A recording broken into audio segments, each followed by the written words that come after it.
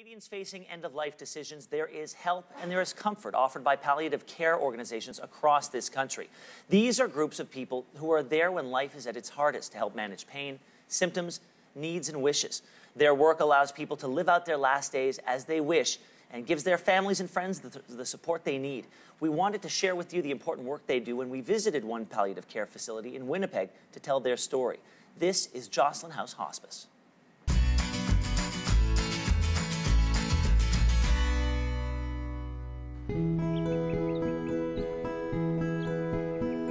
Well, Jocelyn House is a 4-bed residential hospice that actually was the first hospice, freestanding hospice in Western Canada.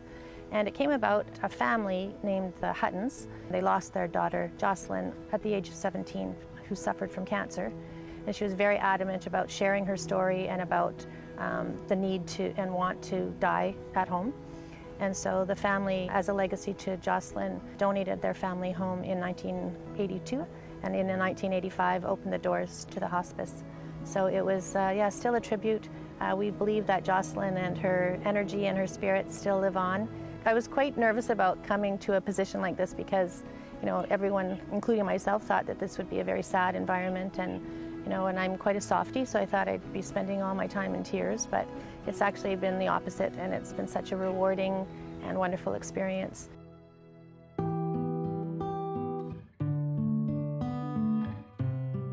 My grandmother, at the end of her life, I looked after her, and when she was at the very end and we couldn't care for her at home anymore, we had Jocelyn House as one of our options. She wasn't able to come here, but somehow just Jocelyn House sat in my heart, and after she died, I contacted the then volunteer coordinator and started volunteering here, making supper here every Monday night. My mom, Kay Sidebottom, came into Jocelyn House in late November, actually was on her wedding anniversary.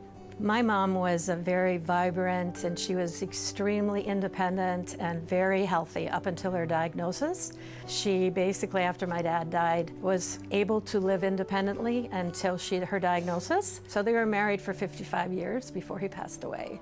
He was sick for many years with congestive heart failure, so she had to take care of him for about 8 years. So she was kind of like, that's why she didn't want me to take her to her house, or to my house, because she said it's going to be so tough you don't even realize how tough it is.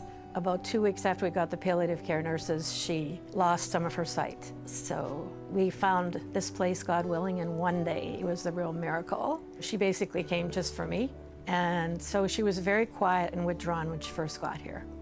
But the nurses told me, give us a week, and she'll be a lot better. And the turnaround happened within 2 weeks. She was joking with the nurses, and she started sharing her life with them, and she had a really lot of jokes. She was a very humorous person. So within those 2 weeks, she changed over, and she realized this was such a wonderful place. And she had all the care she needed till she passed away February 2nd this year. There are in excess of 300 people on the palliative care program at all times, and only 16 beds. There are also palliative care beds. That means a lot of people who could benefit, and families who could benefit from having a home like this aren't getting it.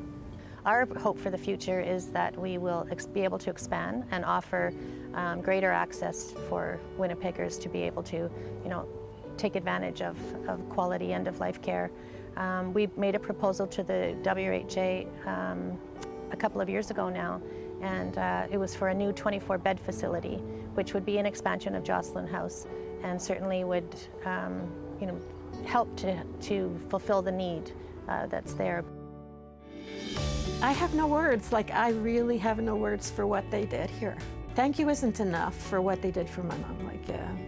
I just appreciate everything they've done. I come back here today and I just well up again because I remember what they did for my mom. So, as I said, I don't even think thank you is enough for what they're doing here.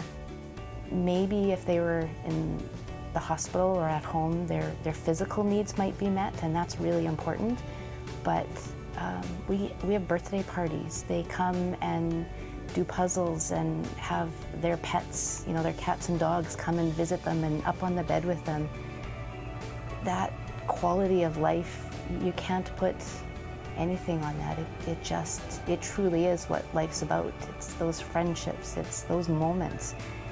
And they'll be gone, but their friends and their family and we as staff, we remember that, and then their legacy lives on.